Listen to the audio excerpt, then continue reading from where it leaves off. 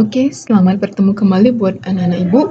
Selamat bertemu kembali dalam topik yang baru tapi bisa dikatakan masih sama ya, babnya itu bab sistem ekskresi ya.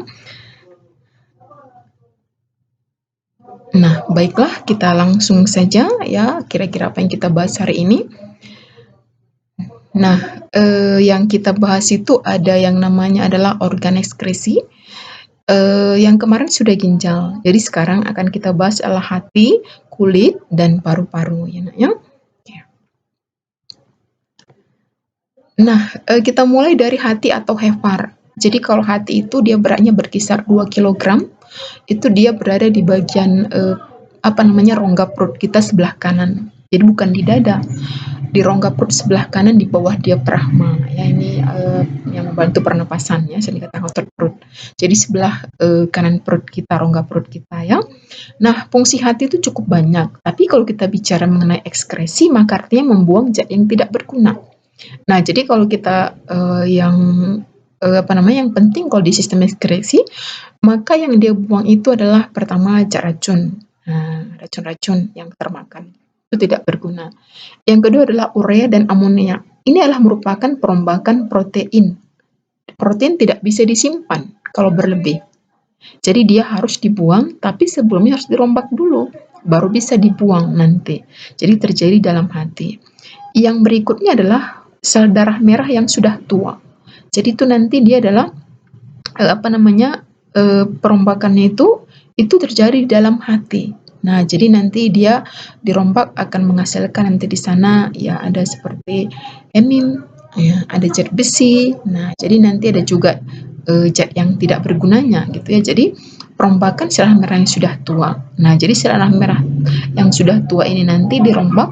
Nah, itulah yang akan nanti zat sisanya itu akan dibuang ke dalam empedu. Makanya sering juga dikatakan ke dalam kantong empedu. Makanya sering juga dikatakan hati itu pembentuk daripada getah empedu gitu ya. Jadi itu berasal dari perombakan sel darah merah yang sudah tua ya, biasanya umurnya 120 hari. Kalau sudah lewat dia harus dihancurkan ya.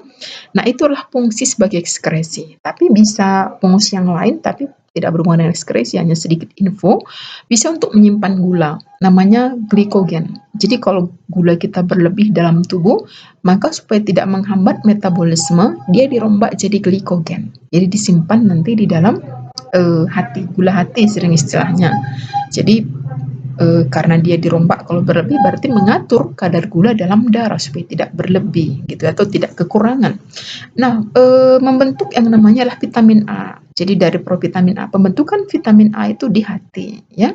Pembentukan fibrinogen dan protrombin. Ini pembekuan darah dalam sistem transportasi kemarin. Nah, ya, jadi fibrinogen dirombak menjadi fibrin, protrombin dirombak menjadi trombin. Jadi ini semua yang berdua ini berasal dari bukan berasal, dibentuk di hati gitu ya.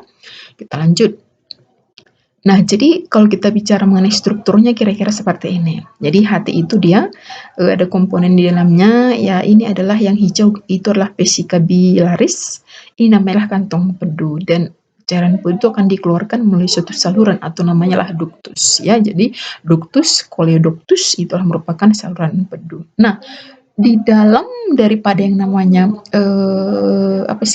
hepar itu atau hati itu juga ada pembuluh darah vena namanya vena porta hepatica, ada arteri hepatica porfria ada, dan ada pembuluh vena yang cukup besar namanya vena cava inferior yang biasanya membawa darah menuju ke jantung dari bagian bawah tubuh kita ya.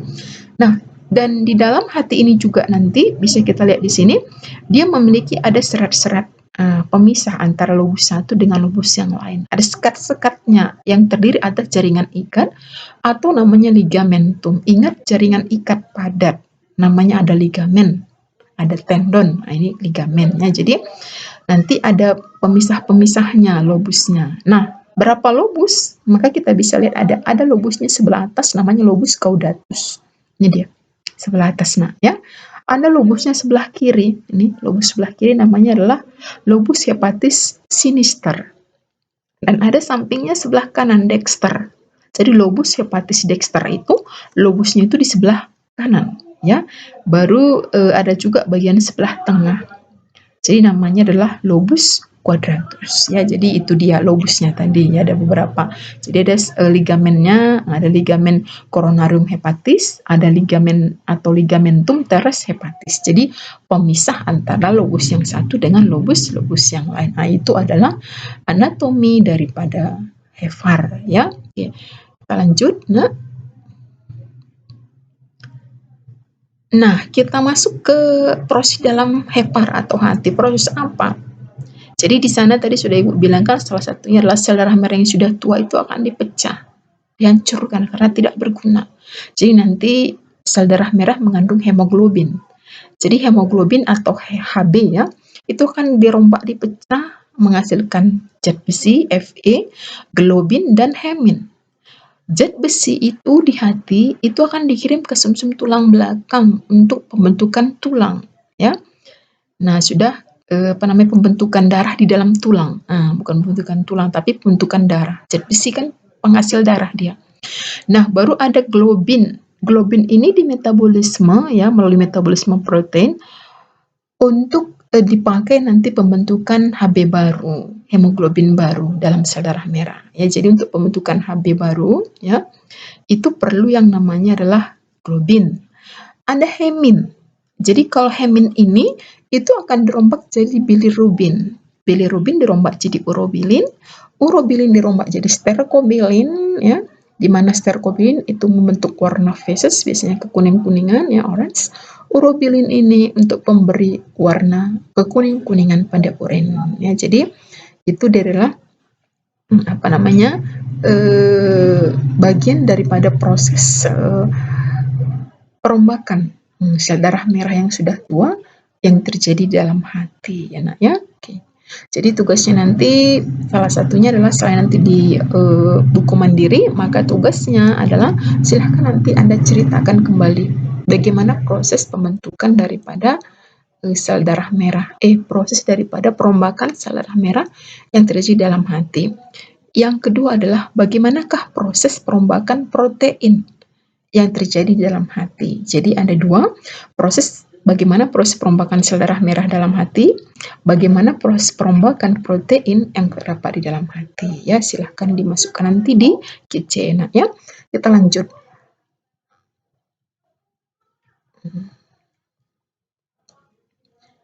Nah, kita masuk ke yang ketiga, namanya lah kulit atau integumen istilahnya nak. Jadi kalau kulit ini merupakan lapisan terluar dari tubuh kita ya. Nah, jadi kalau kita lihat fungsinya cukup banyak sebenarnya, tapi kalau kita berbicara mengenai ekskresi pengeluaran zat yang tidak berguna, maka itulah pengeluaran keringat. Jadi di keringat itu mengandung garam-garaman, urea. Nah, itu ada di dalamnya ya. Jadi itu dibuang karena memang tidak berguna dalam tubuh ya. Itu adalah fungsi secara ekskresi. Mengatur suhu tubuh. Nah, jadi kalau mengatur suhu tubuh ini adalah salah satu ialah kita mengeluarkan keringat tadi. Keringat itu akan mengambil panas yang berlebih dalam tubuh kita. Kalau kita terpapar panas, tubuh kita meningkat suhunya. Jadi dengan adanya keluar keringat, air itu akan menghisap panas dan membawanya menguap sehingga suhu tubuh menjadi turun atau netral gitu. Nah, ya. Nah, jadi itu dia. Yang berikutnya adalah itu mungkin tidak berhubungan dengan sistem ekskresi tapi sedikit hanya info saja. Ya, melindungi bagian dalam tubuh dari gesekan kuman ya, sebagai pelindung bisa ya. Panas bisa ya. Nah, menerima rangsangan dari luar bisa karena di kulit itu ada saraf atau di integumen kita juga ada saraf ya. Mengurangi kehilangan air ya. Ya, karena di situ ada pori-pori. Jadi ada pori-pori itu kadang-kala bisa terbuka, kadang-kala bisa tertutup. Jadi bisa untuk menghambat pengeluaran air gitu ya. Itu dia. Nah, itu fungsinya nak. Nah, kalau kita bicara mengenai strukturnya, maka nanti dia memiliki ada banyak lapisan. Ya, jadi ada lapisan. Jadi bagian daripada kulit itu, maka dia nanti ada memiliki banyak lapisan. Ya, jadi kalau kita bicara sebenarnya dia ada lapisannya itu adalah lapisan sebelah luar, atau dikatakan lapisan epidermis, ada lapisan dermis, dan ada lapisan subkutan bagian dasar ya, atau sering katakan namanya hipodermis. Nah, kita lihat di sini lapisan epidermis. Epi artinya luar, dermis kulit, berarti lapisan kulit bagian paling luar sekali. Nah, jadi dia tersusun atas yang namanya lapisan tanduk. Jadi terletak di bagian luar yang kulit yang paling luar. Nah, salah sedikit. Nah, jadi terus atas sel mati dan mengkelupas iang. Makanya dia nanti akan diganti oleh bagian sel yang lainnya, gitu ya. Nah, baru ada lapisan Malpighi. Nah, itu terletak di bawah lapisan tanduk yang merupakan lapisan sel-sel baru. Juga terdapat pigmen atau butir-butir pembawa warna. Jadi ada orang hitam, putih, itu sebenarnya adalah di situ karena dia punya pigmen yang berbeda warnanya, itu yang menyebabkan. Jadi itu terdapat di bagian lapisan Malpighi. Ya, jadi itu dia lapisan yang terdapat di epidermis kulit kita. Ya, jadi sebenarnya kalau kita berbicara mengenai epidermis ini, nanti maka di sini ada lapisan istilahnya lapisan corneum, ada lapisan granulosum, ada lapisan germinativum di situ ya. Jadi kalau kita bicara mengenai lapisan corneum itu itulah lapisan yang terdiri atas sel kulit mati tadi. Baru kalau kita bicara mengenai lapisan granulosum, itu adalah merupakan lapisan yang ada pigmennya tadi di situ ya, atau granulanya. Kalau kita bicara mengenai lapisan germinativum yang ketiga, maka itu adalah suatu lapisan yang di situ ada sel-sel germinal atau sel basal istilahnya, atau sel spinosum. Seperti sel spinosum ya, itu adalah untuk meregenerasi. Nah, meregenerasi apa? Meregenerasi sel kulit yang sudah mati tadi dari lapisan lapisan korneum tadi, itu yang selalu mati gitu ya. Jadi itu merupakan ada bagian dari lapisan epidermis ya. Nah, ini adalah gambarnya atau strukturnya ya. Jadi inilah epidermis tadi yang Ibu bilang ada beberapa lapisan. Ada lapisan corneum, ada lapisan granulosum, ada lapisan germinativum, ada juga lucidium, beberapa buku buat itu cairan asam di situ. Jadi itu terdapat di lapisan epidermis. Jadi epidermis ini berlapis-lapis walaupun dia tipis ya nampak. Baru ada lapisan dermis di bawah epidermis. Jadi kalau epidermis memang satu lapisan tapi dia cukup tebal. Nah, cukup tebal dia. Nah, jadi kalau kita lihat di sini, nah ini dia adalah ini dia di sini di lapisan dermis ini, maka kita jumpai cukup banyak yang agak putih lebar ini ya. Nah, ini tadi kan kotak-kotak di atas ya, jadi ini bisa kita lihat ini rambut. Jadi rambut kita berada di lapisan dermis dan akar rambut ya. Baru hair follicle. Nah, ini bagian daripada akar rambut tadilah kita bilang ya. Nah, baru di sini ada namanya sebaceous glandula.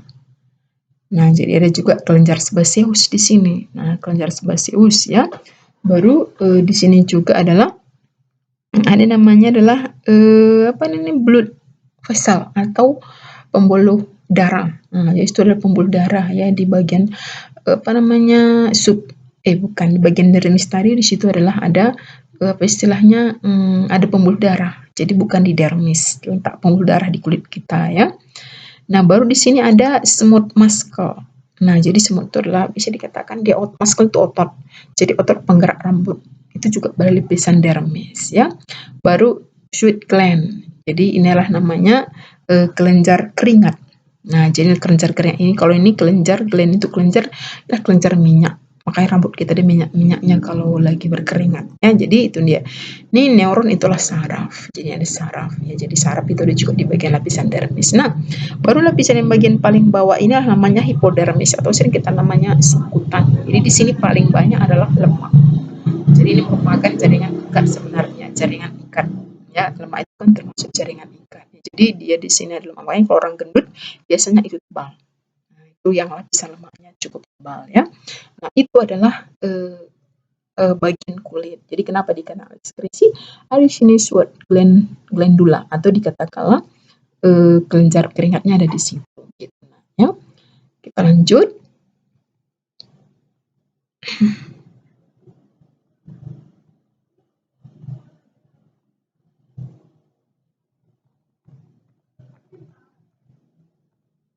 Oke, kita lanjut ke berkeringat. Gimana sih kok bisa berkeringat gitu?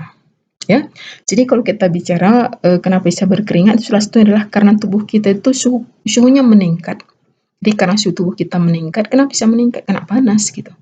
Jadi kalau suhu tubuh meningkat, maka metabolisme terganggu. Jadi supaya dia tidak terganggu, maka itu akan merangsang hipotalamus di kepala kita. Ya, merupakan master of gland, pusat kelenjar. Jadi hipotalamus ini akan mengeluarkan suatu enzim namanya enzim brakidin. Ya, jadi enzim brakidin nanti berfungsi untuk membuat pembuluh darah itu bisa makin melebar seperti itu. Nah, jadi hipotalamus ini itu akan mengekskresikan hormon. Nah, jadi hormon untuk merangsang nanti adalah melebarnya pembuluh darah. Jadi hormon ini merangsang hormon untuk mengeluarkan enzim brakidin, ya. Hormon itu kan mengirim sekretnya ke darah. Jadi merangsang hormon untuk mengeluarkan enzim brakidin. Enzim brakidin itu akan dikirim ke darah. Dari darah nanti enzim itu akan bekerja untuk memperlebar, membesarkan pembuluh darah, gitu ya. Nah, jadi apa dampaknya kalau pembuluh darah itu membesar karena ada enzim brakidin? Maka kalau makin besar dia kayak pipa, kecepatan alirannya itu akan menurun. Nah, jadi karena alirannya itu menurun, maka kecepatan aliran darah itu menurun, ya, membesar dia, maka kecepatannya menurun, dan itu akan membantu kelenjar keringat itu akan bisa keluar dari pori-pori pembuluh darah yang membesar tadi. Jadi kalau makin membesar dia, ya tentu itu akan membantu bisa air dari pembuluh darah itu akan keluar. Air bersama dengan garam-garaman, urea, sisa metabolisme yang terdapat dalam darah itu akan keluar dari sana. Keluar dari pembuluh darah, ya, dari pembuluh darah seperti yang kita ingatkan tadi, pembuluh darah itu berada di bagian dermis, dan di pembuluh darah itu dia di situ nanti di dermis itu juga itu ada kelenjar keringat. Jadi nanti zat yang sudah dibuang tadi oleh pembuluh darah itu akan masuk ke dalam kelenjar keringat. Dari kelenjar keringat dia akan keluar nanti, keluar dari tubuh kita. Jadi keluar air ke permukaan tubuh kita dalam bentuk keringat, dia menghisap panas sehingga suhu tubuh kita itu akan turun atau normal. Nah, jadi itulah dia caranya bagaimana kita berkeringat, ya, itu dia. Nah, kita masuk ke yang terakhir, ya. Nah, jadi yang terakhir namanya adalah pulmo atau paru-paru. Jadi sebenarnya ini nggak terlalu banyak karena udah di dalam sistem respirasi. Jadi ingat saja kalau paru-paru itu dia terdapat di rongga dada kita atau toraks istilahnya, di dada. Jadi bukan hati di dada, ya. Nah, baru paru-paru itu berfungsi untuk ekskresi katanya karena mengeluarkan CO2, bukan oksigen, tapi CO2 plus dengan uap air. Itulah kenapa dikatakan sebagai ekskresi, ya. Jadi di mana CO2 itu berasal dari metabolisme dalam tubuh kita, dia akan dikeluarkan dari alveolus, dari alveolus dia akan masuk ke dalam sistem pernapasan kita dan dikeluarkan melalui yang namanya hidung, ya, itu dia. Jadi itu adalah paru-paru, enaknya. Nah, jadi kalau strukturnya ya paru-paru kita, ya, ini adalah rongga hidung masuk ke trakea, ya, ini trakea. Baru masuk ke yang namanya ini adalah bronkus, cabang trakea. Lagi cabang-cabang warna kuning itulah bronchioles, ya. Baru di ujung bronchioles itu nanti di situ ada bulat-bulat gelembung, nah itulah ini alveolus. Ini alveolus, ya, bulat-bulat ini, ya, kayak buah anggur. Alveolus itu ada warna ungu, ya. Inilah merupakan kapiler-kapiler, tempat terjadinya pertukaran antara gas CO2 dan O2. Jadi terjadi di alveolus. Ini ada CO2, ada O2. Jadi O2 itu arahnya masuk ke pembuluh darah.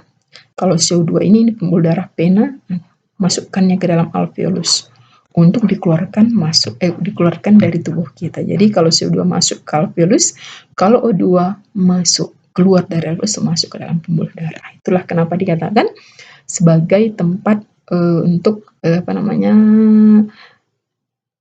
istilah pertukaran gas, pengeluaran CO2. Jadi dikatakan sebagai alat ekskresi, ya. Nah, kita masuk ke bagian yang terakhir adalah gangguan. Nah, jadi kalau gangguan ekskresi ini, ya, hepatitis. Jadi merupakan hepatitis infeksi oleh virus ya yang terdapat di dalam hati ya, sehingga nanti hati yang seharusnya mengeluarkan getah empedu ke kantong empedu itu tidak terjadi karena tersumbat saluran itu. Jadi harinya getah empedu itu akan terkirim ke seluruh tubuh, jadinya dia warna kuning atau lever sering dikenal istilahnya ya. Matanya kuning, yang putih itu kulit permukaan juga kuning karena urea itu getah empedu terbawa masuk ke dalam pembuluh darah, terusnya dibuang gitu ya, dibuang kantong empedu. Nah, yang berikutnya adalah sirosis hati. Ini pengerasan ya, pengerasan jaringan ikat pada hati ya. Kenapa? Ya bisa karena infeksi istilahnya itu infeksi virus boleh. Jadi ototnya itu mengeras ya, hati tersebut mengalami pengerasan jaringan ikatnya ya. Nah, yang berikutnya adalah kanker hati. Jadi kalau kanker hati itu ya biasa kanker disebabkan oleh virus kelas 1 kemarin. Jadi infeksi virus di dalam hati menyebabkan munculnya kanker hati ya. Batu empedu. Jadi kalau batu empedu itu adalah pengendapan kolesterol atau lemak ya yang terjadi dalam saluran empedu sehingga menyebabkan penyumbatan pada saluran empedu itu. Jadi nggak bisa dikeluarkan empedunya gitu ya. Jadi terganggu metabolisme karena getah empedu harus dikeluarkan ya. Yang berikutnya adalah ekzim. Jadi kalau ekzim ini penyakit kulit. Ya, kulit kering, kemarin-kemarin gatal, bersisik, kadang kita merasa kulit kita itu bersisik. Nah, itulah termasuk penyakit ekzim ya, mungkin terlalu kering ya. Nah, oke. Itu dia. Yang berikutnya adalah namanya adalah jerawat. Jadi kalau jerawat biasanya ini muncul pada masa perkembangan masa remaja karena ini dipengaruhi oleh hormon. Jadi hormon estrogen itu mempengaruhi salah satunya adalah seks kelamin sekunder. Jadi salah satunya adalah munculnya jerawat. Jadi kelenjar minyak itu banyak. Jadi kalau kelenjar keringat banyak ya itu lebih rentan tersumbat kelenjar itu dan terinfeksi bakteri. Pori-pori itu tersumbat jadi muncul jerawat. Maka harus rajin cuci muka ya. Kudis. Jadi ada di sini kudis. Jadi kudis itu adalah infeksi pada kulit oleh caplak atau tungau jenis kutu dia. Itu nanti menimbulkan kudis ya, gatal-gatal, korek-korek. Infeksi caplak ini gatal-gatal, kita korek-korek, jadinya muncul kudis ya. Nah, skabies. Jadi ini juga disebabkan oleh penyakit pada kulit yang disebabkan oleh parasit insekta atau serangga yang sangat kecil namanya Saprotes scabies ya. Jadi itu adalah scabies tadi ya. Jadi dia katanya dapat bersifat menular ya. Jadi masuk dalam tubuh kita itu dibawa oleh serangga juga. Caplak itu juga termasuk dia bukan serangga. Kalau caplak itu dia arachnida kelas 1 ya, kelas 1 SMA itu ya. Termasuk arthropoda. Tapi kalau insekta itu kakinya ada 3 pasang. Kalau caplak itu mereka arachnida, maka dia memiliki kakinya itu ada 4 pasang. Nah, ya 4 pasang ya. Arachnida 4 pasang. Ya, oke. Kalau mirip udah banyak. Kalau satu lagi itu adalah kalau udang-udangan krustasea itu 5 pasang. Oke, jadi ini skabies itu disebabkan oleh parasit dari insekta ya, atau serangga yang masuk dalam tubuh kita ya. Biang keringat.